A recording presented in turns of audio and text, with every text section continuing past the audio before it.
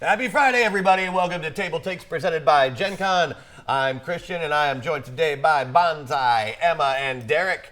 Got a big week. We got a lot of stuff coming out. We all got our Gen Con swag on. Look at that. We're looking good today. Look at that. The dragon. So nice. And it's actually very comfortable. Yeah. Oh, yeah. Very breathable. Very breathable. It moves with my body, and these are available probably on the merch site for Gen Con, I would guess. On Offworld. Oh, there we go. Now we know. That's fantastic. So we have a lot of things to get through today, topics-wise and Kickstarter-wise, so let's jump right into it. Emma is going to tell us about Teens in Space! Space. Yeah, Teens in Space. So you might have seen the role-playing game Kids on Bike. Kids on Bike! Which came out last year or the year before. It was a big hit in Kickstarter. Yeah, Giant. big hit in Kickstarter. It came out recently. The whole thing, and came out from Renegade Game Studios.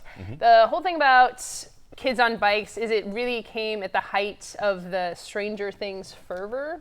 And I'm sure it had been in development for a while, so kind of this zeitgeist for people going on adventures who are maybe not qualified to go on adventures. So the whole 1980s kids getting in way over their head with some weird conspiracy thing. And I think it's anything. Yeah, aliens, monsters. If you Aliens or monsters, really. had watched any movies from the 80s, or were into Stranger Things, and it's very much this sort of a vibe where you have kids on their like E.T., right? Literally kids on their bikes discover. I think this is the formula, the formation of a lot of this.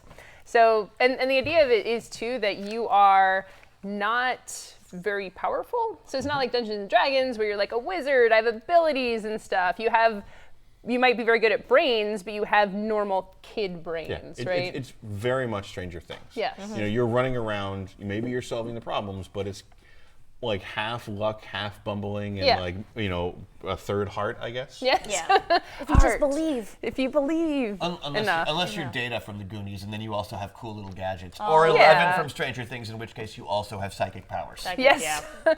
Well, there is, and that is a part of it for Kids on Bikes, is that there is a powered character. So in these stories, there always is the person who is a little more powerful, because for the most part, you're going up against aliens. Aragorn. Yeah, if people start shooting guns, someone's going down. This is not a combat game where you're gonna have multiple rounds of combat. Anyways, Teens in Space was just announced. What it's looking like, there's not a ton of information yet, but from the little teaser spoiler written piece they had there, you were on a spaceship, there was a dog person, you were a teenager, you had blasters, so seems like potentially flavor-wise this could be quite a bit different, but using the Kids on Bikes as more of a system. So we give them spaceships and guns. Yeah, it sounds like it's using Kids on Bikes as a system, but also maybe a little bit of that, because it's called Teens in Space. Yeah. So I still feel like they're going to keep some of that child adventure story element. Yeah. So like the question I had when we were talking before the show is I really want to know what their cultural touchstones for this are going to be. Like we were listing off like The Last Starfighter, Flight of the Navigator, like those stories. Explorers. Those stories of interstellar hormones, interspecies romance, and space prom. Yeah. Space prom. But kids being taken from Earth and then going off on grand adventures that are far beyond what they should be able to do. Yeah. Like those were we love those movies. Oh when man, we were kids. So it'll be really Explorers interesting. was like I'm curious how much they're going to go into that, or is this going to be a more general space opera-y thing? Right. I mean, is it going to be I guess the question is this Last Starfighter or like Voltron or Gundam or how anime is it going to be? Gundam is all small children riding giant robots. There's a lot of directions they could go in, and I'm curious to see what they're going to do. Yeah. But they haven't given a lot of details. Yeah. But it's going to come out in August, so there's a lot of interesting elements there. And one of the best things about this system in particular is it's really easy to get into, really easy to start. If you manage to pick up the starter guide from Free RPG Day, actually, I read through the whole thing. Didn't you bring it? Yes. Oh, yes. Yeah, let's take a look. So not tied to Teens in Space, but I do have the Kids in Space Free RPG Day edition that will... Kids on Bikes. Kids on Bikes. Yes. Kids, what did I say? Kids in Space. Kids in Space. I know. Kids! Kids in Space. Kids on Bikes starter from the Free RPG Day. And it has everything. It has the pre-made characters, but you get a flavor for how easy this stuff is. And instead of having to like pick all your abilities, and there's like a million different spells and things you need to get into, there's basically like 6 stats. You have like brains, brawn, everyone has the same, but you just use a better dice if you're better at it. It's based on, stats are based on die type, and then they have exploding dice, so if you roll the highest number, you roll again and add the number to it. Until you succeed. The stats go from 4 to 20. Yeah. But other than that, like the stats work a little bit more like Savage Worlds or one of the it sounds very Savage Worlds, Cortex Prime kind of element. Very much so. Yeah, so I'm excited. I'm looking forward to seeing what they have to offer. But the tying this into other news that's come out recently, what I find very interesting is that Renegade, was Scott Gaeta was the person who wrote the kind of article about the tariffs and kind of the future in the industry and stuff like that. Right. Yeah. So it's really heartening to me to see Renegade doubling down on RPGs in the light of that coming through the market. So the fact that Renegade... They also could have had it on the docket long before those tariffs They came could out. have, but they hadn't launched it. And if the tariffs are looming, and it sounds like he said, you need to take a really hard look. And it's gratifying to me, or heartening to me, that he would have taken that look, or the Renegade as a company would have taken that look at an RPG like this and said, there are enough players and we will make enough money that it is worth doing this in this climate, just because I know the margins on RPGs are so thin. They are. And I didn't know how successful Kids on Bikes was doing, but as an RPG player, or a board game player. It's great to see the experiments and gambles it felt like Renegade was making on Kids on Bikes and Overlight paying off to the point where they're making more gambles and more investments. See, that tells me they're not doubling down. They just believe in the products that they are ready to put out. And if this is anything like Kids on Bikes and has it's going to have great success. Hopefully. Kids a lot on of people got that game. Did well at Origins too. I'm pretty sure they sold out of it there. Great. So they're doing good things. That is all stuff I like. Anytime I hear that an RPG sold out, it's like, yes. More RPGs. Yeah. More RPGs. I am for more RPGs. Me too. Pull more I'm people glad that we're all in. pro more RPGs here. Yeah. at the On the Gen same Con. page. You may have heard, but Gen Con is a big sport of RPGs. Did we? No, that's not a new thing either. Oh, They've been wow. doing that for almost 4 years. Oh my goodness. Yeah, I make up numbers. I don't know if you knew this about me. Yeah. You're Is that a you're zero? clearly an RPG player if you just make up That's numbers. right. I'm just a roll board game it. player, not would a have board been game like, player. no, Just I'm take sorry. the Yeah. D100 and just That's right. Okay, so that's about it for our Kids on Bikes coming soon. Teens in Teens space. in space. Space. You know what else happens in space? Yeah, I was gonna there say, are speaking there of are space. multiple battles over one thing.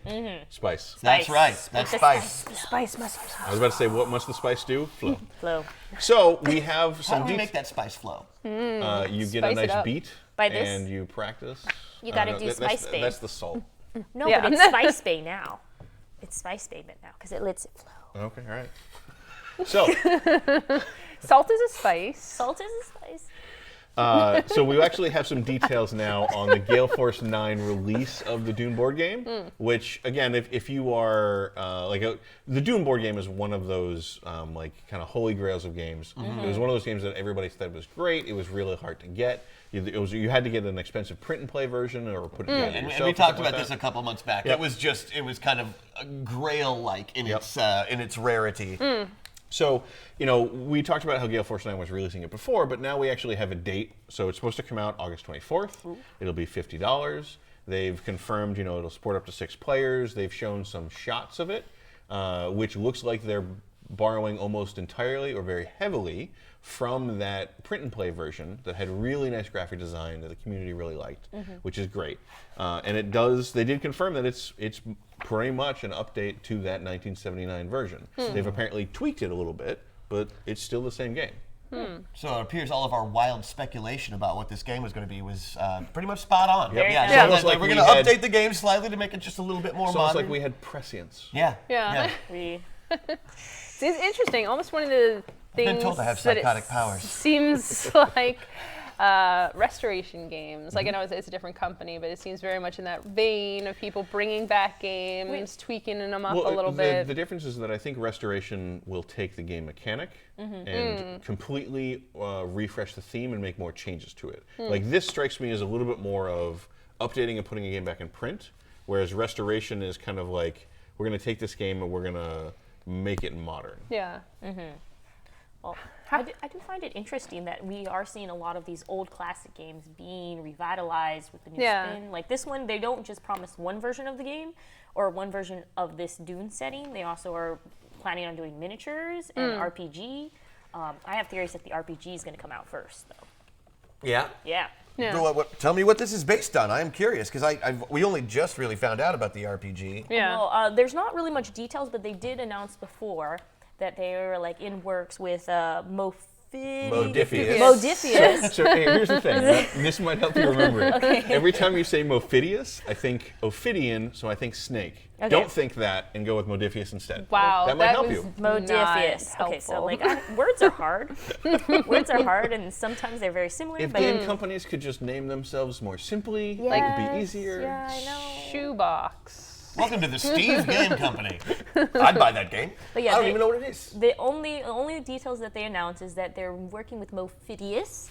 MoDevious. MoDevious. Sorry, MoDevious. Okay, never mind. I take over. It's just going to be like a tick for you, I think. I like now. that. No, can't. they need to rename the company. That's Yeah, bottom line. at this point, they have no choice. No, It we're has gonna to be write them a Mophidius. letter about this. Rename sorry. the company, please. You may have noticed that your name has been incorrect for your For entire this- publishing career. So, Yeah. Modifius, MoDevious. they're working with them too. To produce a role-playing game Uh-huh. with the Dune, so you can go ahead and play one of your favorites. You could even be a spice merchant. I actually have the last RPG from Last Unicorn Games, Yeah. which is apparently super hard to find too. Also, yes. Yeah, it's crazy. So I'm really excited to see it come out, just because I think we've talked about it before, or at least on some of the Gen Con news, when people are like, "Hey, Derek, what event should you go to at Gen Con?" So one of the ones I keep bringing up is Fading Suns, which is basically Dune, but the serial numbers filed off. It's like Dune and Warhammer, like that same kind of like far future thing. So I love seeing this original inspiration stuff come out directly itself instead of just getting the constellation of games that are inspired by it. It'll be really interesting to see what they do, because Dune is a difficult thing to adapt to an RPG for a group. Yeah. So I'm curious how they're going to do that. It's also difficult to put into a movie, and yet there is. we've got one coming out in the next year, which I Yeah. think might be the Why reason that we're they're- seeing all of Yeah. these Dune-related But products. I'm all for it. Modifius has been doing really great games. A number of games that both what they've been doing themselves and who they've partnered with. They have a great selection, so I'm really excited to have them executing this. But I also feel they're probably going to go the route where they paste this onto another system as opposed to creating one specifically for the Maybe Dune game. it depends, because it's a little unclear here, because it says Gale Force 9 is working with Modifius, not Modifius doing it themselves, and so because if you look at what Modivious has done, in partnership with Free League, who did Tales from the Loop, Things from the Flood, Mutant Chronicles, Mutant Year Zero, I think, and Coriolis, that has one system, the Alien RPG as well. But Modifius was heavily involved in getting that distributed and kind of off the ground. Modifius has their own kind of RPGs they're working on, but they're working on Vampire, and that's got its own system. They have the Fallout RPG, I believe, that has its own system. But then My money's on that one. maybe, but if they're working with Gale Force 9, maybe Gale Force 9 has their own system. I don't know. We'll see. I guess the question is here, just all those names that you mentioned with Alien, Fallout, and everything, all these worlds that we've inhabited, again, nostalgia and coming back to established IPs and properties, does it leave any space for new stuff? Do we not want any new stuff? Do we just want to live forever in This the is America. nostalgic We are a capitalist echoes? society. We always want new things to buy, at least. Yeah, yeah. Even if they have the same face as the last thing we just Right, bought. right. We're kind of gross like that. There- We like familiar, safe spaces. Yeah. That doesn't mean I don't want to see new settings, because I really, really do. I want to be blown away by something that's never been seen before. I just don't really see that happening anytime soon. Well, again, to me, that's what Kickstarter's for. Yeah. But yeah. Speaking about seeing something old but with a new face, you know Burning Man, right? I've heard about Burning Man. Do you want it applied to cats? So, Are you asking me if I'm a serial killer? so I think what she asked is, do you want to get high and be naked in the desert with cats? yes, that's what it is. Like cheesing? What? Okay, but yeah. So the team Anyways. from Exploding Kittens announced that they're going to do their own convention. They want to challenge the norms of things such as PAX and saying they want to do a new vamp on what they could perceive as a gaming convention and basically quote unquote, fix the problems. But it's pretty much what it sums up is that they are making a huge parody of what the Fire Festival, if you guys know what great festival that was. Oh, yeah. the Great Burning food, I Man. heard. So it's all about parodying all of these various different conventions and mostly trying to simulate a party atmosphere with throwing giant cat balls at each other, and a LaCroix? Please? LaCroix. LaCroix. LaCroix. Can we define cat balls real quick, just so we know what we're talking the about? hair No, I balls. don't, I The don't, hair I don't balls. think we want to go down that road. All right. Gonna do There's hair- no good answer to that. But yes, Giant hairballs, yeah, that you'll throw I at mean, each other. they do have a little bit of aggressive language when they are. I put it the nicest way that I could. But like their whole idea is, I think this is more of like they want to appeal to that jokey sense, so this becomes more viral. Because as you know, the Oatmeal or Inman, he's a genius when it comes to viral marketing, and so this is probably just their ploy. And Yeah, well, I mean, if you look at, Exploding Kittens and Bears vs. Babies and Throw Burrito, Yeah. like, if you look at the games that the company has produced, there is a particular tone to their humor. Yeah. Like, I mean, like, that's how they present things. So not a lot of this isn't necessarily surprising. I'm really curious to see what happens when a company that is from a completely different perspective, because they're not like hardcore gamers. No, they're very casual. Yeah, Yeah. they're not. They're very accessible, very broad, they're very appealing. They're very funny. It'll be really interesting to see what they try to put together, coming from that direction, as opposed to coming from this convention grew out of war games or it grew out of RPGs or something like that. Yeah.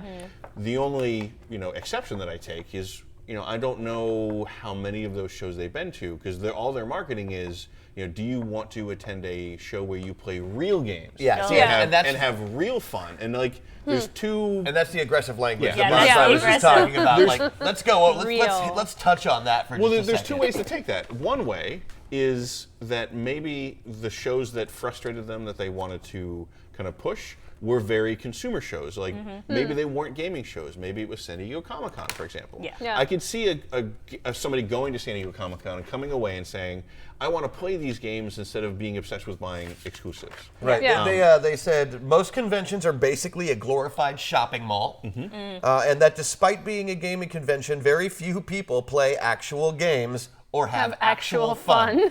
So They I'm just going to obviously go ahead and didn't quote walk- that. Yeah, walk out that's of a there. real That's really bold statement. yeah. And I've been to a lot of gaming conventions. Have you had fun, though? Yeah. Apparently not. Well, I mean, I'm usually a guest, and I'm there to like sign things. Right, Right. yeah. I'm always jealous of all the people I see playing all of the games Yeah. all Yeah. of the time, trying out everything that's new, and like. I've seen Exploding Kittens before. It's a great game. I've got a copy of it at home. I didn't Yeah, get it's it at the very convention funny. because they weren't at that convention. So yes, like that's the thing is, giving them the benefit of the doubt for that statement. I suspect or I hope that was driven by some shows they went to that maybe weren't super gaming shows. But if they had been to Origins or if they had been to Gen Con, and participated in the games, it's hard to imagine them saying that. Maybe they're talking about PAX where but the thing is, like, even if you say it at PAX, both all the got to go to- PAXes, yeah. like all the PAXes have lots of games happening. You just have to walk to a different building. Yes, correct. So, I don't know. I'm curious what they'll do. The Yeah. other way to take it, which I think is a little, more concerning, is a little gatekeepy. When Come you- to a real convention like, with real gamers. Sure. judging which games are real and which games aren't. That's tough. That's a hard line to do well. And I think that was probably just a poor language decision. Yeah. These guys Yeah, I are a suspect so. casual gaming company. They're Yeah. very, very tongue-in-cheek with their humor. Yeah. They're very, very accessible, like you were saying.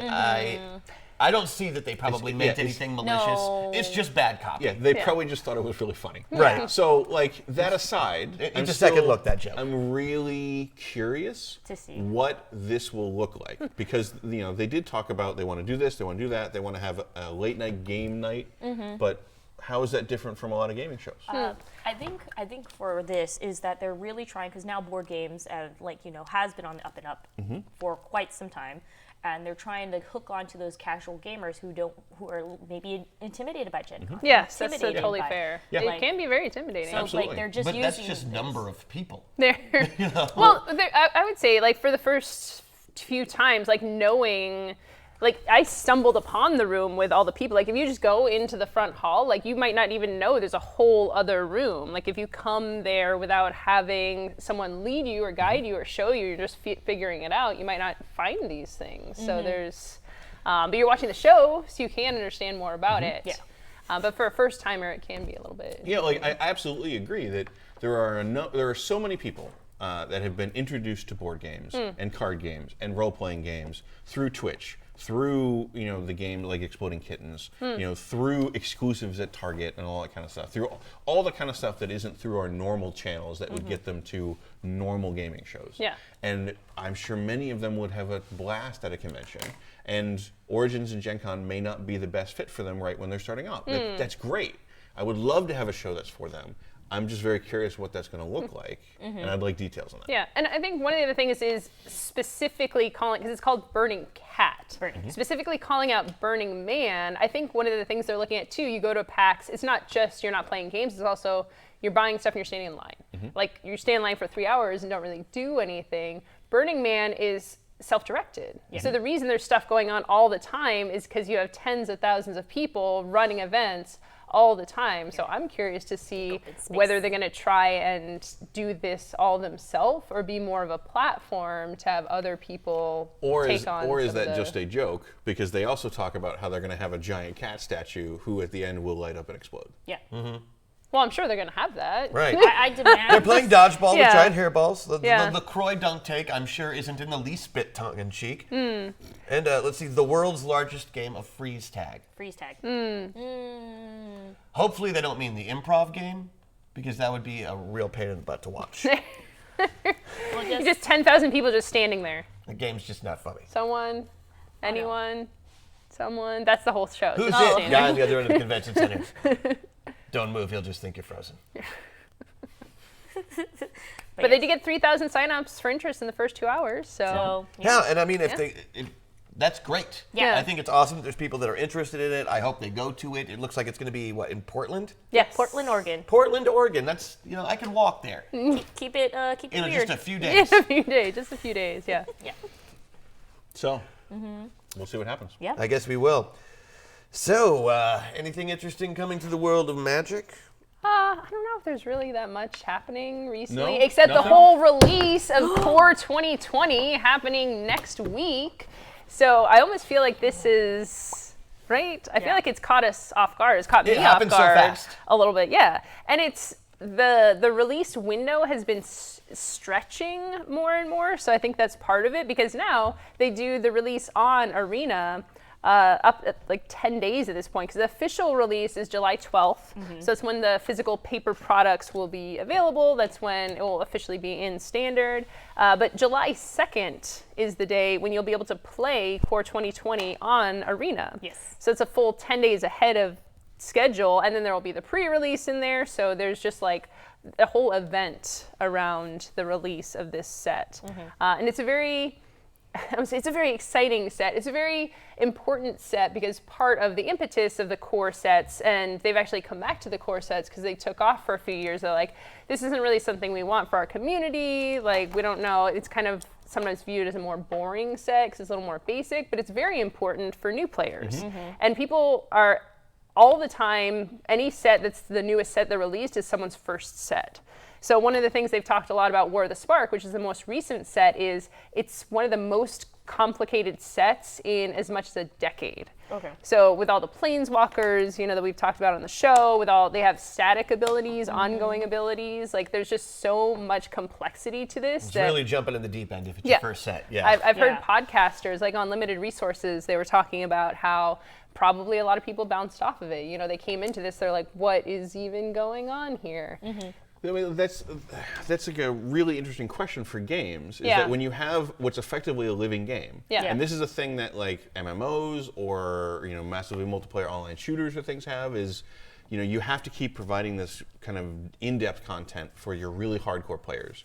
But how do you also always maintain an on-ramp that works for people whatever time during your game cycle they come in on? Yeah. You have to balance between bringing in new players and maintaining the current meta, whatever that is. Yeah. Or even evolving the current meta. Yeah. Yeah. And like, that's the thing that's been really interesting to me from like playing Destiny, because like those kinds of questions don't really come up super much with RPGs, because with an RPG you sit down and you kind of pick what you want to play. Yeah. You have to do that with your group. Board games also the same way. You usually just play the board game.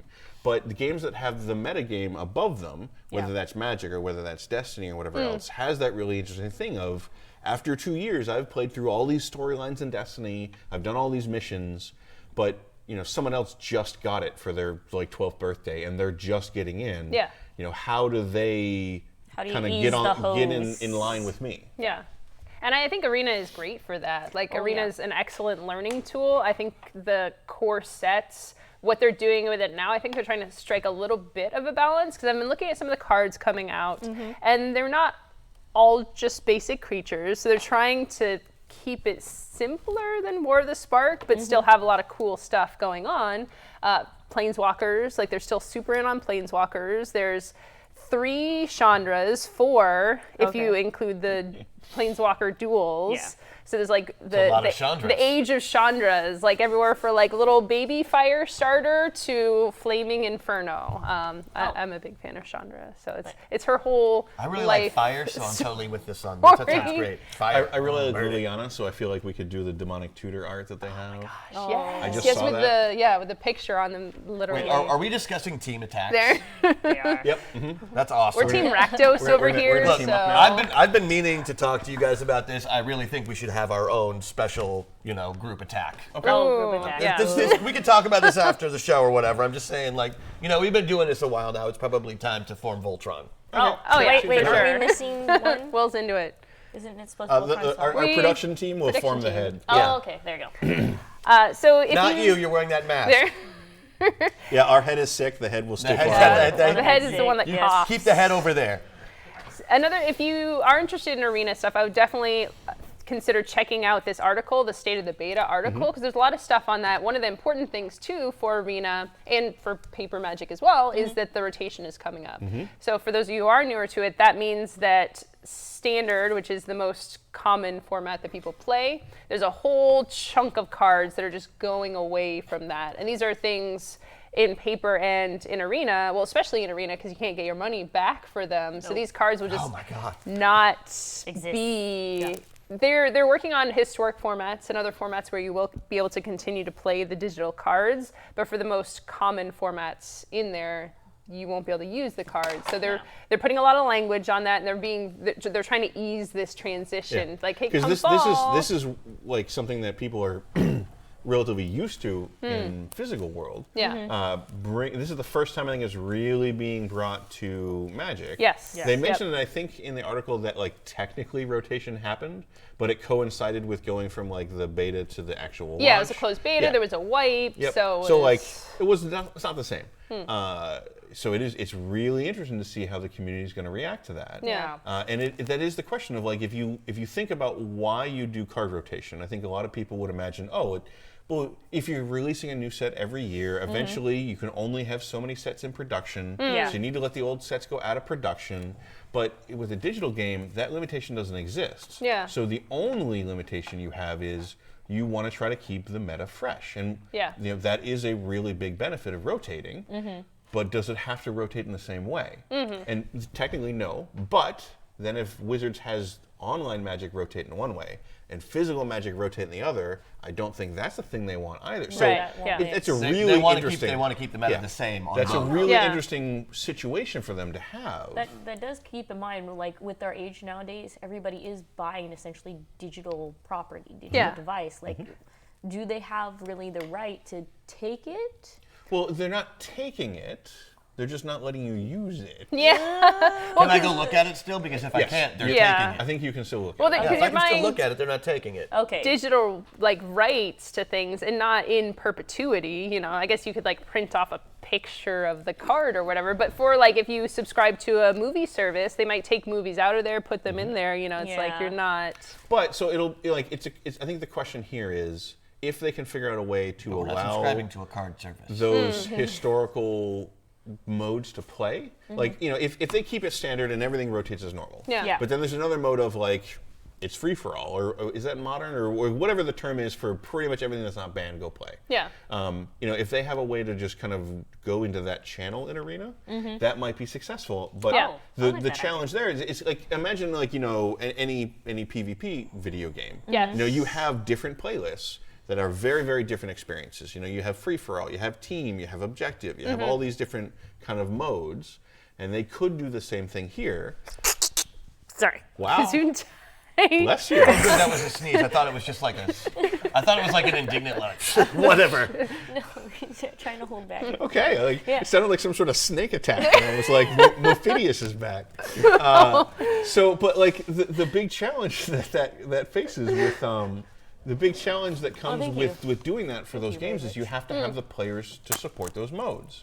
You know, if you have free for all and team based, Yeah. and one of those modes doesn't have enough players for you to get in games with people of your skill level, so that you're either always winning or always losing or just never being match made, then those playlists may not. There's no point in having them. Yeah, and well, they're also working on the limited drafts. So what they've been doing for drafts so far is rotating between the different sets, and now they're going to make an always-on mode. So for Core 2020, you'll always be able to draft Core 2020, and then there will be additional drafts. So they're already pushing that with like a lot of different things. So it does beg the question, at some point, do we strain the player base? So it'll be interesting to see what they do with that. Well, So a lot of stuff for Magic. Oh. Yeah. plenty of things for Magic. Oh, but you forgot the pet. Don't we also? Oh my gosh! That's right. How could we forget How that? did I even? Okay. Thank you. All right. Wait. Okay. You saved yes, that one, I Bob. Crisis saved it. averted. You saved it. I was. Whoa, that I'm was just close. so excited about everything that's happening. I forgot the most important thing, which is pets. Yes. Pets are coming. Definitely the most important Most- thing. You have an avatar. It's a cat with wings. You choose your color, so you get whatever your spirit color is. I only Any saw, color cat with wings you want. I Yeah. only saw the Magma Cat. I want to know what the Shadow Demon Zombie Cat. Shadow Demon, yeah, and it will sit there, watch all your plays. Pretty soon, Sit we're there, gonna watch all your have- plays, judge you, Well, as pets do. refuse your attention when you want to pet it. Since blue Scratch decks you are pretty much randomly. here just to stop everything you do, is Yeah. the blue cat a dog? They're- No, I'm just imagining the blue cat. Every time you draw your mouse cursor to play a card, the cat just swats it Yeah, away. it's like I want to play this card. No.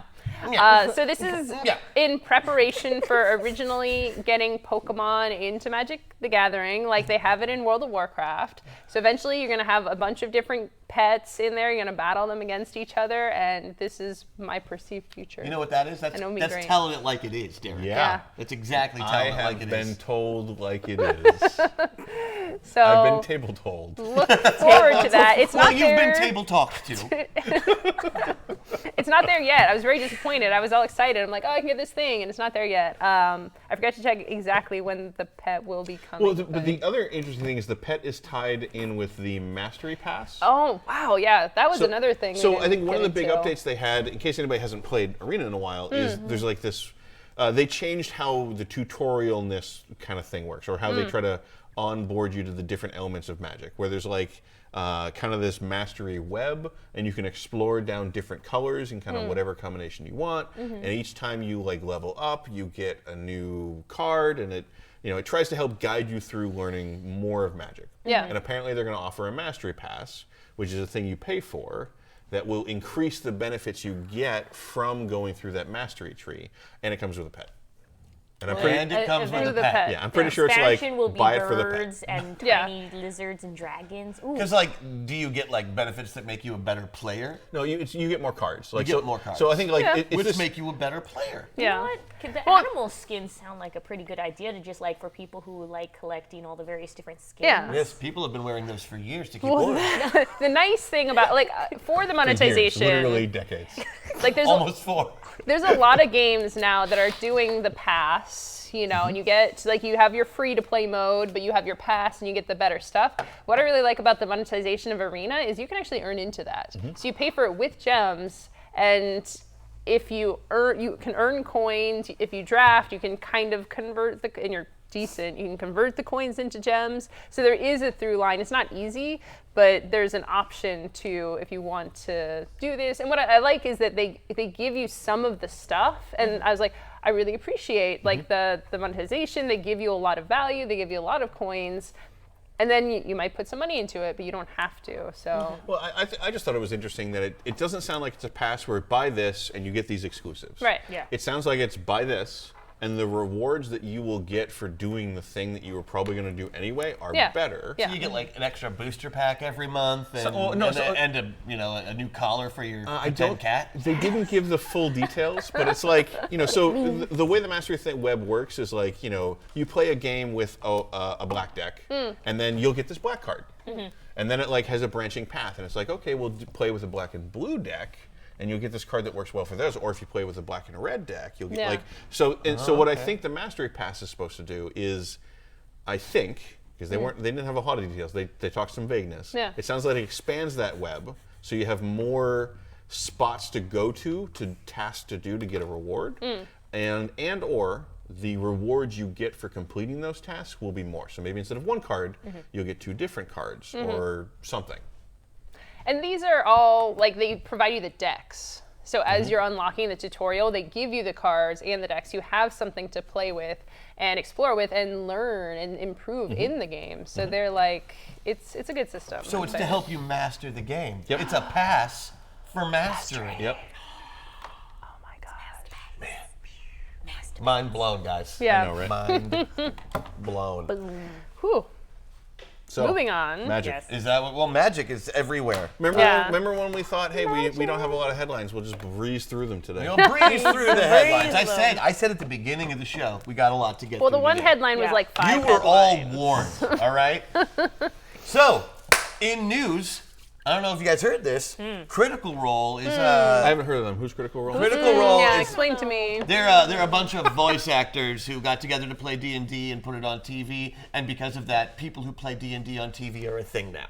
Ooh. So thanks, guys. I really do appreciate it. I needed that job. There. So, the reason I'm bringing up Critical Role is not just because they're simply the most famous D&D group in the entire world now, Yeah, pretty much. because they are going to be doing a one-shot that is not Dungeons and Dragons. Very exciting. I know. Oh It- no, you're just too much. That's too much of a leap right there. No, it is. And this is big news. It really is, and you don't understand why.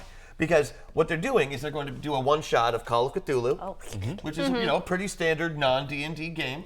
They're getting together all of their voice actor friends. You're going to be seeing people like Travis Willingham and Phil Lamar, of course. Ashley Birch. Yep. Ashley Birch. Erica Ishii, who's a real Jedi. So, I mean, And she's in the vampire, the Geek and Sundry vampire game too. I remember her from the Hyper RPG show, the Star Wars one. She was great on that. So they're playing Call of Cthulhu. Why is this important? Why is this even newsworthy? Well, these guys have been playing Dungeons and Dragons on the internet, on TV, for like what, five years? Long Yeah. time. A while now. Yeah. While now. And so people think that the only game out there is Dungeons and Dragons because that's the show they watch. And so a lot of other shows that maybe don't play Dungeons and Dragons, like some of the really, really good ones out there, like Masters of the Metaverse, Death from Above. No, not just shows that I'm on. Just but, the creme de la creme. yeah, just like the really good stuff out there. Perfect. It's great because we don't play those games. Like we play Dungeons and Dragons. Yeah. But we're been kind of years trying since I to, played. we're trying to bring awareness to other games out there. Yeah. Now somebody with some actual clout and viewers can is going to do the same thing, and I'm very excited about it. That's going to be airing July 29th on Twitch and July 31st on YouTube. And check it out. Let's see what they do with this. I know it's going to be a good time at the very least. Yeah. I can't wait to see all the posts of. I watched the Critical Role episode. I bought Call of Cthulhu. How do I start? How do I start? What do? Step 1, madness. Madness. Don't say the name, okay? Just don't. Well, so this, I'm pretty I just want to see what accent Philimar does. I wonder if there's going to be an uprise in the plushies, the Cthulhu plushies. Ooh. Because this isn't sponsored. I mean, I assume it's not, Maybe, but maybe it's not. potentially, because it's to have such a big departure. Yeah. And to see something like this, if it is successful, because that is kind of the question. You know, people do play other RPGs online, but is the success of the show, is it the actors? Is it Dungeons and Dragons? It's the actors. Well, I mean, but I think It's this the is actors. It's the actors. It's the good voice. characterizations. I mean, I know what I latch onto as somebody who watches the show, and I've talked to a lot of people about it, and that's what they latch onto too. It's great characters. It's Yeah. good storytelling. Yeah. It's not so much that it's a show, it's harking back to the old radio, radio Radio plays. dramas. Yeah, yeah. Except you can see the facial expressions. Yeah. You can watch the anguish. You can And see they the have glee. big, It's all right Giant there. bins of liquor or something, right? Doesn't one of them have My like mother There. asked me, like, how can you watch a show that lasts 3 hours? You That's watch- how. You're invested. You care. Also, it's like a movie. Yeah. And I think this is also a perfect point of everybody. I don't want to say everybody eventually moves on from D&D, but it's like you're in role-playing games. Yep. You're like playing Dungeons and Dragons. And you're like, I wonder what else is out there. You Everybody get a little eventually wanderlust. tries something else. Yeah, you get a little eventually. like glint in your eye, like, oh, it's over there. Well, that was going How to be you my doing? point. Is that like the Critical Role folks are gamers? Yeah. Chances are really high that many of them have played many games other than D&D and love it. So I'm really curious as to whether this may be them kind of dipping their toe and saying, can we expand our shows and our lineup to, give folks something different to watch? And I Yeah. hope the answer is yes. And then this might also hark back to like how they're going to be separate. I believe Critical Role is going to have their own channel. So maybe they're trying to expand their content. Like, hey, let's go ahead and have these set of players for the main. They're not Yeah. using their normal dungeon master. Yeah. So So it might just be a break off that they're trying to be like, hey, does anybody want this? And then they expand it to a series. yeah, maybe Yeah, they're trying to versus- branch out and put on other shows. Yeah. All That could be. for it. Me too. I'm on. Me too. Especially if they want a player. There. It's a long drive. You know that, right? I know. There. I know. I mean, But still. Even I won't do it.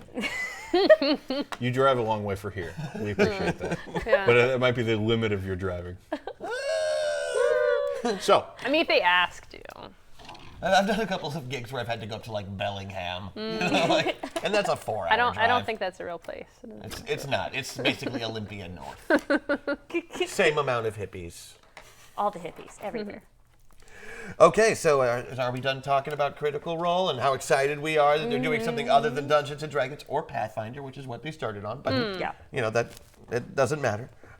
So I guess that means we're we're through our headlines. through Through our our headlines, headlines. and Yeah. we're gonna dip our toe into the Kickstarter world. Well, bundles. Oh, right. Bundles. Bundles. They're still a thing. All right. Bundle of Holding this week has the the Paranoia Red Clearance, which is, if you're not familiar with Paranoia, is a game about Very living, classic, very about classic game. living in a police slash. Were they watching you all the time? Surveillance state. Surveillance state. Surveillance That's what I was There. looking for, but Totalitarian. Also totalitarian in the way that Friend Computer controls everything, and you are but humble clones there to do the computer's bidding to make sure that everybody stays happy. Everybody is Actually, happy. to tie this into Critical Role, if everybody remembers from E3, Matt Mercer Oh, yeah, they did do a- the narrator voice for the video game adaptation that's coming out soon. Yes, and I'm really looking Paranoia. forward to that And particular game. I think I actually saw them do a one-off of this with not their normal cast. That Yeah. totally makes sense. Yeah, yeah. Paranoia is a very, very popular game to do one-shots with, specifically because part of the fun of it is not knowing. if the players don't know the rules, the game is that much better. Yes, but you're not supposed to know the friend computer said that we're not supposed Yeah, to. friend computer doesn't want you to know the rules, but if you don't read the rule book, you can't make a character. So you already start out as a traitor, no matter what. That's only Kami's ways of But that's- speaking. For example. Only a That's traitor how would you admit to learn. being a traitor, so Only- we need oh. to execute you. Execute. You're the traitor. You're the traitor. Would only a traitor call someone else a traitor? No, absolutely not. Okay. Only a loyal person would do that. Call someone a traitor. So don't execute me. Okay. He I'm who also reports loyal. first lives longest. That's the truth. So, as you can tell, Paranoia is like this classic game of conspiracy, paranoia, Comedy. accusations. Yeah, like, Accusation. it is a satire of like surveillance state and ridiculous bureaucracy. The movie and- Brazil comes to mind. Brazil, like all of that turned up to 11, where you are just like a batch of clones tossed into a situation, told to fix it, Yeah. and then told everything that you might do to fix it is a crime, so you better not get found out. Yeah. But A you little better fix it. sprinkle of But you better- Because if Portal you in don't there. fix it, that's also Yeah. a crime. That's Yeah. also a crime. So the Emma mentioned Portal, like folks who played that, it's a very similar tone. the bundle that's available on Bundle of Holding right now is not just the 2016 revamped core set with all of the cards that they give you basically instead of character sheets. The cards are there that you can print on demand, and they're kind of there to move the game along if you don't know the rules, which you're technically not supposed to. Yeah. You're doing great. Comes with also Doing a great. setting guide, one of their unique modern day adventures, yellow clearance black box blues. Apparently, that's like an update of like I guess one of the most famous adventures for the Yes, and one I think I've played before. So I think I did. like the version I like about this is that it is card based, so it actually is more randomized, and then you obviously will really not know because you just get this card. And they're Yeah. like, here you go. This is the yours setting now. manual is going to have a ton of information about the setting and different ideas for scenarios Yeah. that you could run. The cards are easy to print and cut out. Yep. And it has a Dungeon Master screen and a bunch of other just random gaming accessories you're going to need to make your night that much more paranoid.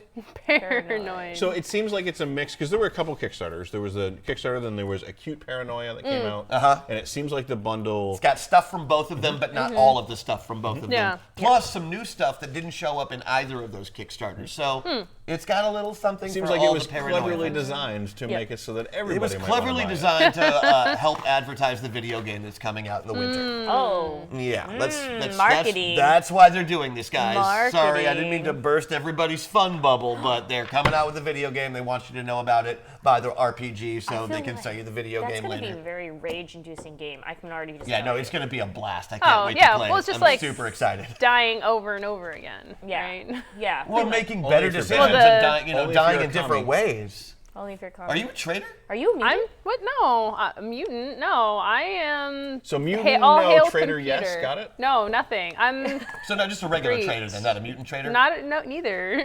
And that's how you play Neither or. Paranoia. Yes. You're not neither. I'm not neither. Don't kill That me. means she's both. Burner. I think that was basically your tutorial in Paranoia. And that's your Yeah. tutorial for Paranoia. Paranoia, Okay. the red in. bundle, is going to be available on Bundle of Holding. Check it out if you want. Let's move on to Kickstarters. Kickstarter. So we've got a lot of Kickstarters this week. We're All going to talk really Kickstarters. fast. Micro Machine style. Come on, you can do We it, say, Derek. we say that every time and we don't do it. No. No. Okay. One of these days, though, I'm going to get you to do it. So the first Kickstarter that we have is Quietus, which Is not an Assamite discipline. correct. It's the opposite of Loudidus. Sure. Yep. Yeah. Lou- So Loudest. this is a very small scale horror RPG. They designed it for a GM and either 1 or 2 players. It's using the Forge in the Dark. But Place. only one player comes out alive. Probably even none players come out alive. I feel like How about the GM? Does the GM survive? GM can survive. Sure. the GM gets madness. The bartender Oh, yeah. always lives. GM, whatever game you're playing, the GM comes out with madness. Trust me, Madness. I have run a lot of games. But this You is can't tell. so this is trying to be like a very melancholy, like sad, personal, small scale horror game. You know, they mentioned Sad horror. Oh, Yeah. sad. Sad. none of that like scary runaway horror. It's like the existential dread horror. They smash babies and Yeah, puppies. I'm really. He's right behind me. Yeah, see, I'm sad that I'm dying. We're all dying, though, aren't we? Yeah. Existential. There we go. But so it's also supposed to be like a no prep one shot kind of game, and what they're setting up with like a setting and character creation that is built from a bunch of really leading questions, and they're having a whole bunch of different indie game designers write different play sets for those questions, like Jason Morningstar, who did Fiasco, Alex Roberts, who did Star-Crossed Lovers, and Grant Howitt, who did Spire. Like a whole bunch of other creators too. Great games. Like a bunch of other really promising indie designers doing play sets to kind of create these questions to get you running without prep. So it's an intriguing approach. Yeah. I like it. And I also they have an anxiety mechanic that they use to build the tension, I guess. And that involves how many dice you have. I'm interested to see how that works. Use flashbacks to your tragic past. Ooh, yes. That's some emo. Yep. This is definitely one of those. Like that time that Carl Winslow shot a kid. This is a serious horror. You have to. I wonder if before you do it, you have to go like this. Wait. When he was in Dine. When Yeah, I was I know, younger, I know. and you have to like turn. I think you would definitely get bonus points for that. You have to turn your head and go. So this is 2 days left. Yes. And if you are interested in small-scale personal horror, And who isn't? who is not? I call mine the electricity bill. So, Yes. speaking I of call what mine the happens to internet you going after you out. are murdered by the homicidal maniac Oh, yes. in the horror game. And in small scale. Excellent choice on that one. There you go. And so Dwarven Forge, those who make those awesome, like very elaborate, like dungeon. Expensive. Elaborate. Premium. Premium. Quality. Premium, basically Dungeonscapes. They're doing they're gonna have a new modular out called Hellscape. It's basically a lava molten hellscape. That also, the cool feature is that they are going to be translucent pieces that have LED 8x8 LED pads that you can put on, so you can have the lava effect of lights and stuff. Yeah, so like the light comes through the piece. The light So comes shines through through piece. the Now piece you're out. a really cool, expensive-looking dungeon. Friggin' lights Lights up. up. Yes.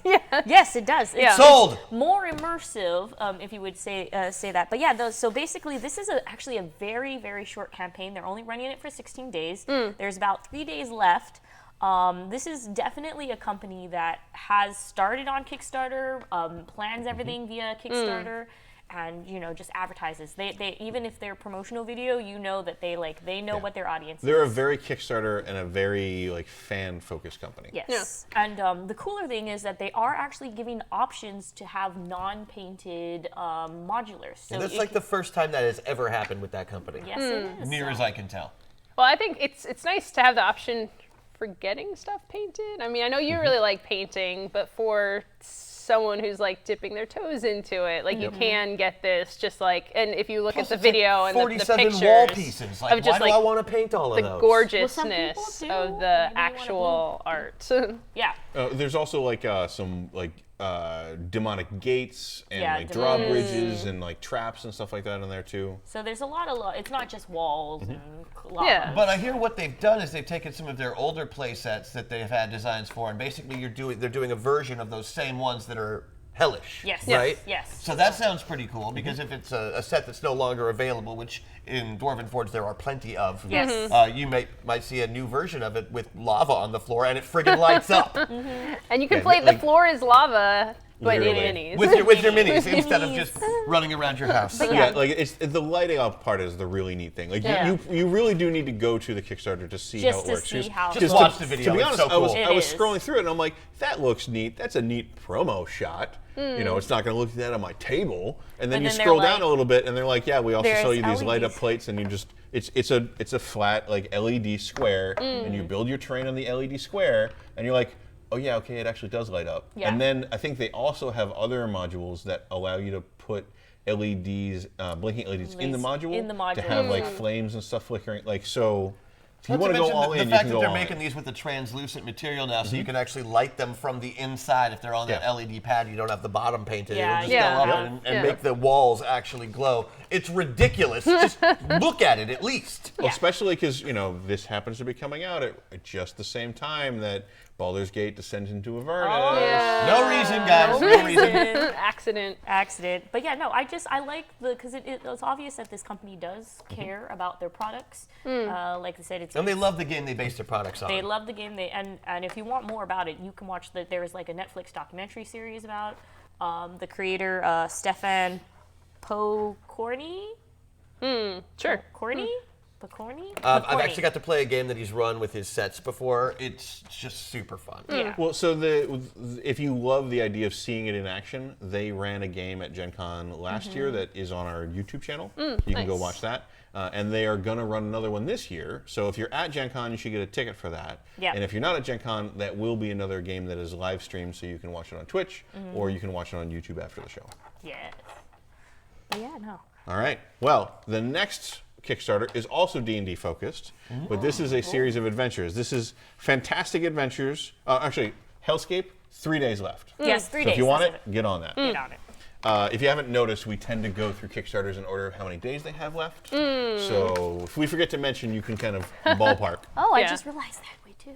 Yeah, see? Yeah, so you gosh. know which ones are more urgent and which ones you can put off for a couple days. Yep. So the next one is Fantastic Adventures. This is 4 days left.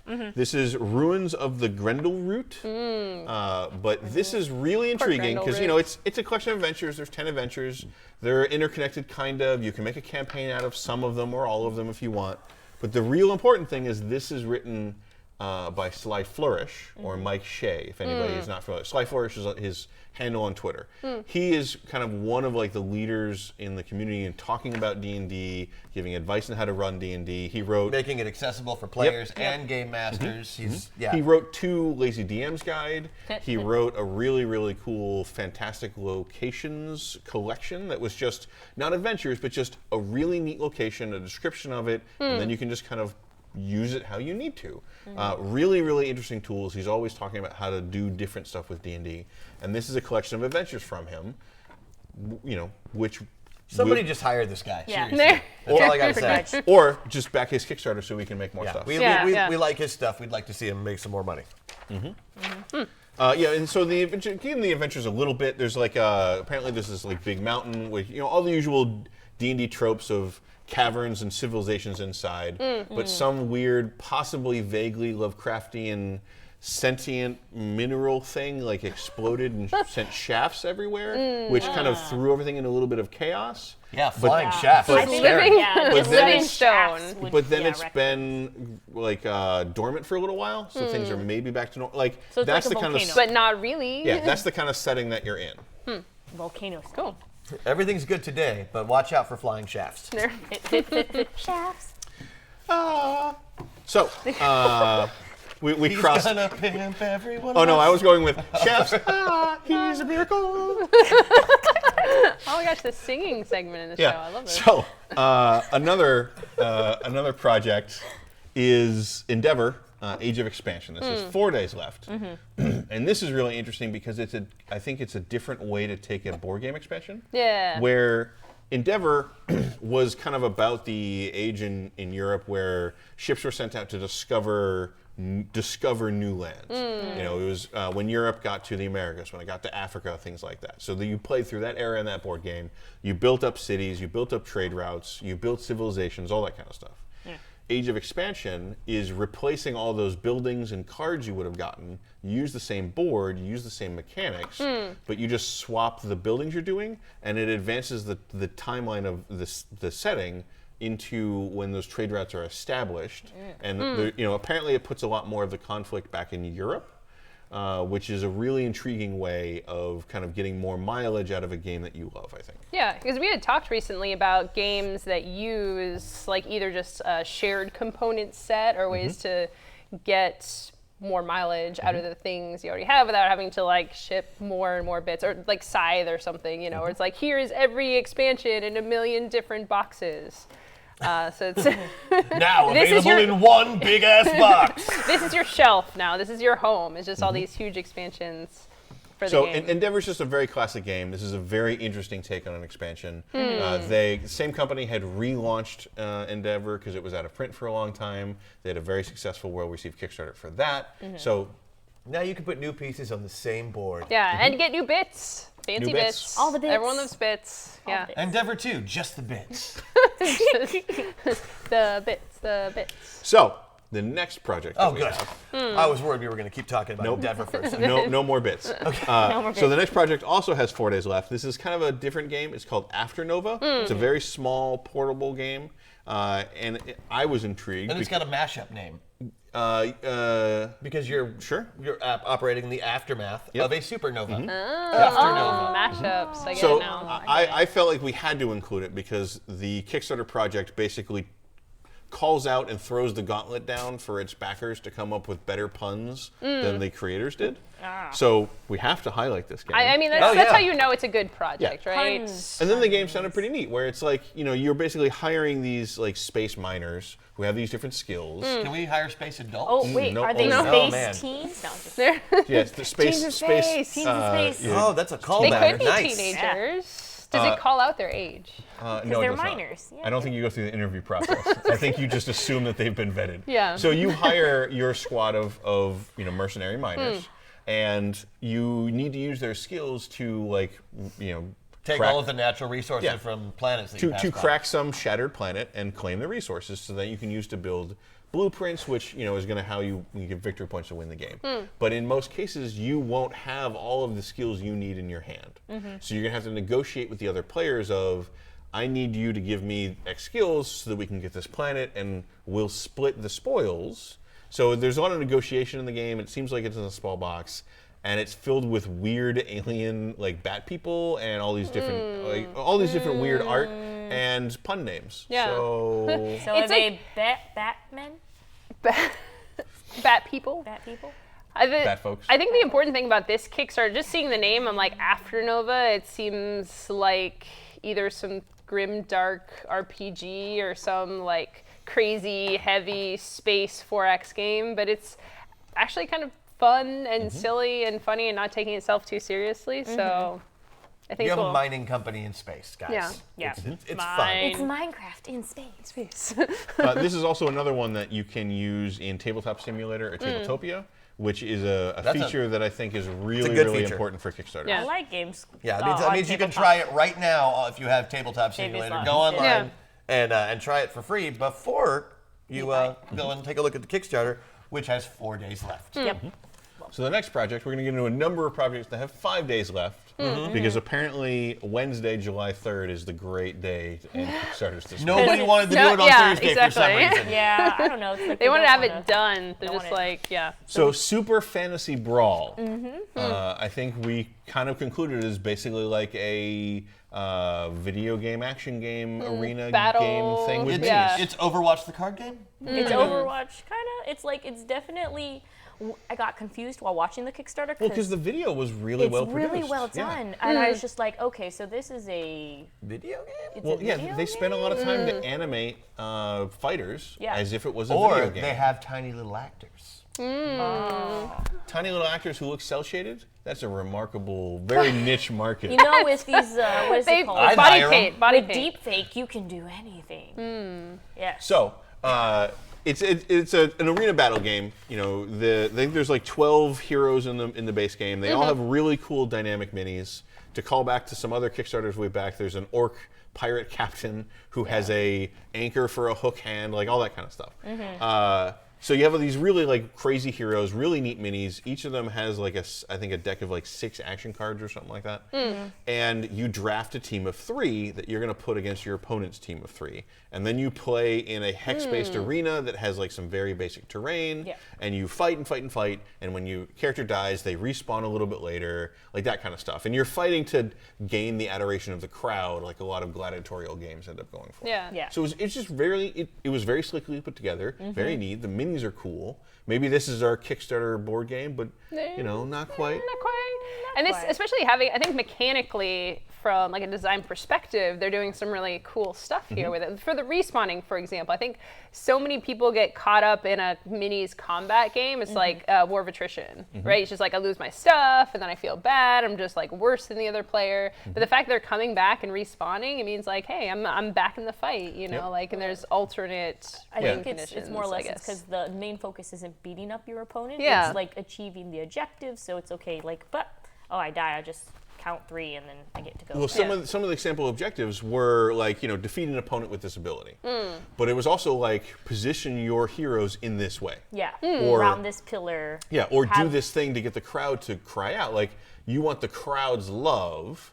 Beating up your opponent is the way you get it, but it's not victory. Yes. And it also makes it more dynamic, for some of these games can be a little reductive. It's What I determines use my victory? best ability Ooh-wee. once I get my power-up charge. There's like a channel of objectives that's at the top of the thing, and you complete those objectives to get the crowd's So wooey. appreciation. I was So correct. it's like I believe it's a victory point thing. I don't know the exact like if you need to get X number of objectives or if objectives are worth different points, but the battle is how you accomplish the objectives, which give you the points to win. All right. Cool. A new additive would be like you get like a little soundboard, and the more points you put on, the louder it gets. Oh, There yeah. you go. So Bonsai, bonsai, bonsai. I feel like actually that would make real sense to do on Twitch too.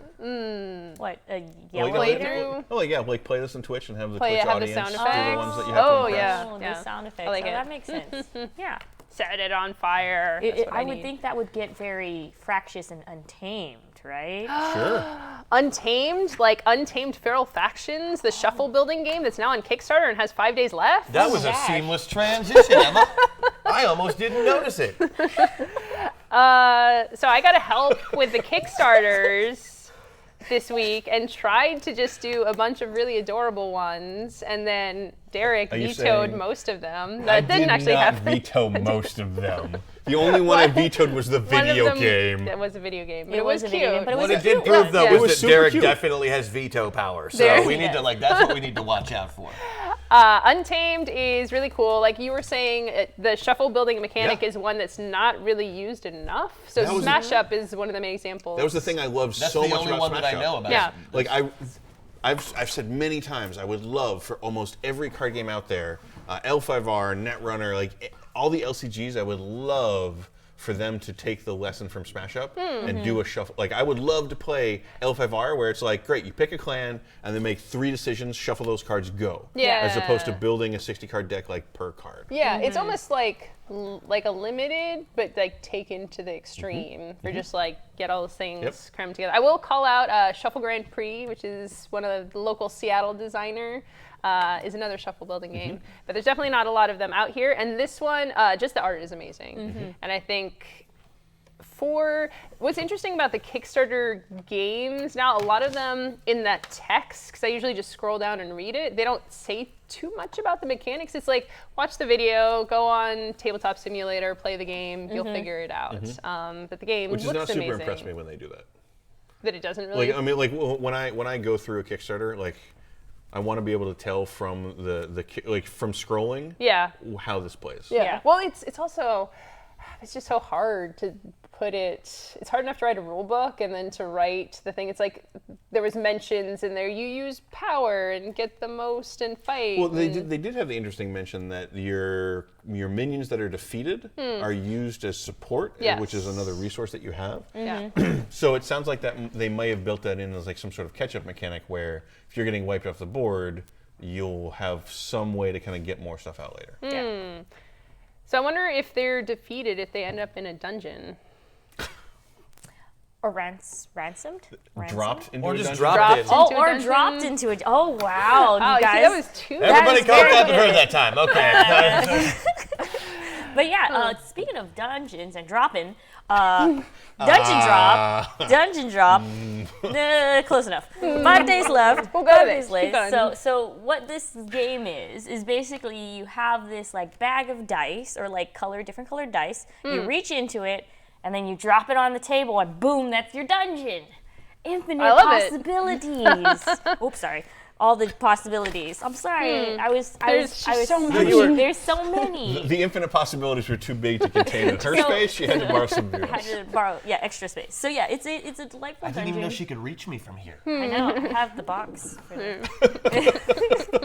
But yes. So She's it's got not- the booster box. I do have the booster box. But yes, it's a 2 to 4 player game, and it is very cute because all of your like little characters that you can mash up are all dungeon people that are falling. Yep. The little Yeah, characters. the art is absolutely adorable, It's and like very the stuff that adorable. you drop if you get the deluxe version. Yeah. Like the green cubes represent goblins and stuff Goblins, like that. But if you get the deluxe monsters. one, they paint like stupid faces on them. Yes. So it's really cute. Yeah. And it's actually a pretty reasonably priced game. Super. Uh, It's cheap. like the base set is $16 and the deluxe set's only $22. This is actually a game that I'm thinking about getting as well because I was just looking at it. So the whole object of the game is that like you have like all of these various cubes represent like a different room, and if you get 3 cubes in a triangle, that's a room itself, and you can loot it, and like you can take time to loot it. And so it makes it like you don't really have to design a dungeon. You make believe the dungeon by representative of all the squares. Yeah, the Wait, simplicity. hold on. A game where there's not actually a dungeon. No. And you just make it up. But we just make believe like we're going Yes, through it? you Yes. make believe. This will never work. It's the simplicity and flavor of it definitely reminds me of Dungeon Roll. Yeah. And I think that that's like a really cool space to play around with. Like have the you can just use the word dungeon and just do anything really at this point. And be Dungeon like, pogs. okay, yeah, I've I proved see that. that. I see how that works. I think I we've see had what a he couple did there. different executions of Dungeon Pogs, Yeah. and no one has quite cracked that. Dungeon Pogs. That's what I'm saying. What about Well, that's dungeon? What is that? Bakugan thing? Tops. oh, the spinner. I'm like, Yeah. archery? Spin top. What did you No, say? no. they do that in yeah, Spin Dungeons. Master. Really, really small scale archery. Starting a lawnmower, maybe?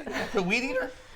We should never play a game of charades together. We would be the worst. Oh, I'm really just there to make it worse. There. Yeah, but the problem is I am too, and 2 traders. There's- If half the people are traders, it's not going to work. We So just shouldn't you're be on the same saying team. that our clues are very mysterious. Sure. She's attempting a segue. I'm trying to keep this going, Yep. okay? I Everyone like- else I is like getting surprises. loopy. Can I'm you tell moving me things more? along. Yeah, I think we About should just- mysterious surprises. About Mysterious surprises. prizes?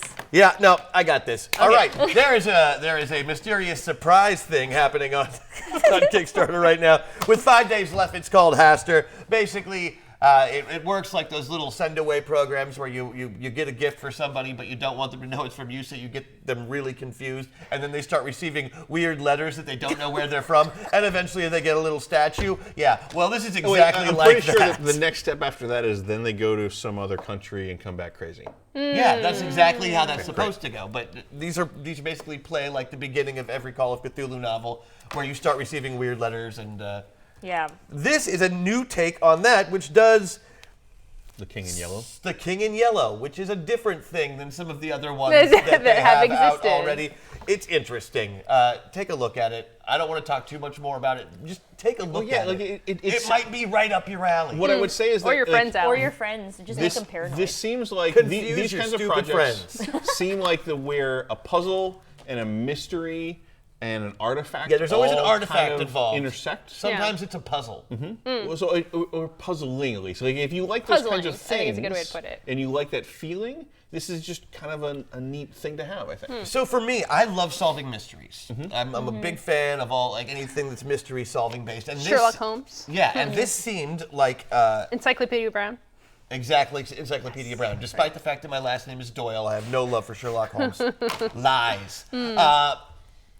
It's like that. Like you think there's a mystery to solve, but there isn't. No, you're just going mad. So it's like No, real it's, life. it looks like oh, I wonder what this could be, and you look into it, it's just like, oh no, this What if it's this like, isn't a Are mystery you for me to solve. sure you just didn't solve the mystery? Trust me. I don't know. Trust Maybe. me, I'm sure. Maybe. I don't know. Maybe. I am sure. The holding company that was sending me was a front for a game company that was sending me this bullshit You know thing. what would be So- fun if they did that plus tied it in with like YouTube videos that you could just go down that rabbit hole and be like, is this real? Is some flat earther So what you're trying saying to is you find- just really want an ARG. Yeah. Okay. Yeah. Fair. Yeah, that makes a lot of sense. Yeah. All right. So the next Kickstarter has 7 days left, so we've passed July 3rd. That means we could technically talk about it next week. No, because it'll be done before our show airs. So close. That's why Derek it's did the included. math. trying to save you guys a little time. That's why he's all. in charge. Yep. So this is Xiaolia. Shaoli. And I kind of want to flippantly describe this as like murder Machikoro, but it's not quite that. You're building like a little city. You're building a city playing against another players. Most of the modes are one-on-one. And you're kind of building buildings that you activate with dice that you rolled of a certain number. So it is similar to that. But you want to either destroy your opponent's palace or achieve a high enough culture that you win either way. And that's pretty So simple. either get good at war or get really good at everything else. Yep. Like history. So the interesting thing is the campaign is pushing the fact that there's like 6 modes, and digging into it, reading through the rulebook because they have it online, which is great. This is also on Tabletop Simulator if anybody wants to play it. The different modes are really like they tweak the victory conditions and they tweak the starting states a little bit to change the tone of the game. So I think the best analogy would be if you've played Dominion and you know how different a game with one set of cards can be for a different set of cards. Yeah. So they have these different modes based on how much gold do you start with, what buildings are available, what are your victory conditions, things like that. And I think they get a lot of mileage out of that. So it seems like there's a very simple game that they kind of permute in different ways. Permutated? Permutatize? Permutatize? They're permutants. They're also billing it as a dueling game. So it's 2 to 4 players. So they added a 3-player 1-on-1, mode. 2 So on like 2, 4-on-4. Yes. Oh, no, yeah, I think that's what they did. yeah, with I'm not 2v2, but with a so another mode. It was one of the stretch goals was having 3 players. So like dueling is a thing. I don't know if that means in the context of the game, but there will be duels. They will exist. Yeah, 1v1. I fight you. We fight. Isn't the whole game 1v1? So most of the it's modes, 2 to 4. are 1v1. Yeah. There's a 2v2 mode, and then there's a mode because I've read the rule book, and the rule book that they published I think was before some of the stretch goals. So the rule book doesn't have the 6th Rumble mode, but because it's called Rumble, I'm assuming that it's a free for all. Free for all. Yeah. Rumbles. Yeah, that makes it good. Except So- with like bicycle chains and switchblades. Yeah, basically. But Because we're in a 70s game. dice and buildings instead. Yeah. Oh, no. So the last Those are 60s Kickstarter, games. the last Kickstarter that we're going to cover this week is Sleepaway. Oh, this is a really adorable Do you wanna talk about role-playing it? game It's a really about adorable horror going to role-playing camp. No, you go to camp, Yep. you have a great time, Yep. you make new friends, and that's it. That's the Kickstarter. No, Nothing else happens. no. If you check your notes, there's also a horrible monster that eats everybody. Yes, Yeah, it's also it's a horror game. I wanted it to be an adorable, fun It sleepaway can be camp adorable game. and horror at the What same if the time. monster is the friends we made along the way? Oh, I geez.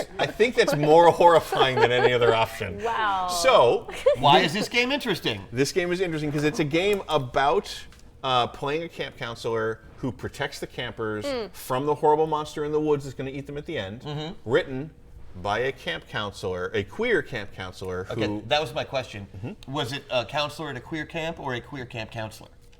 That was always when I was a kid. I always wanted to know if it was a bus stop for a school or a stop for a school bus, and I would ask people that, and everyone was like, "What is wrong with you?" And I'm like, "We need to know." I just want to know where queer camp is. There.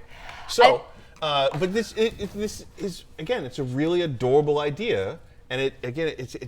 I love these RPGs on Kickstarter that are clearly so personal. Oh, yeah. Obviously. This is written from direct experience, metaphorically. I'm imagining there's probably not Yeah. the Linorm monster circling the camp in real life, but that feeling of having to protect the campers from something is really going to shine through in a game like this, and it's really intriguing. My most Even if just protecting their summer from boredom. boredom. the thing that excites me most about this is the rituals aspect of it. Yeah. So it reminds me a little bit of I think Variations on the Body for Avery Adler put out recently. Yep. It's kind of like a pervasive games thing. We're like doing these rituals, and these are incorporated, and these aren't just kind of like, oh, you say some words. It's everything from making gestures, playing some music, or even destroying elements of the game. So it Like seems other like the You just murder, just take a knife out and slash. Murder Machikoro. I don't know if they can legally endorse murder, but They can't. I mean, No. for No, you that's- can't legally endorse me. We're just gonna establish. You can't legally I know you endorse can't. I don't think we need to consult the lawyers on that one, Emma. but for We'll talk having to legal. No, there- no. no. Having the rituals, having an actual, because I think that's, if you think about your traditional role-playing game, there is a ritualistic element to the dice rolling. There's roll like initiative.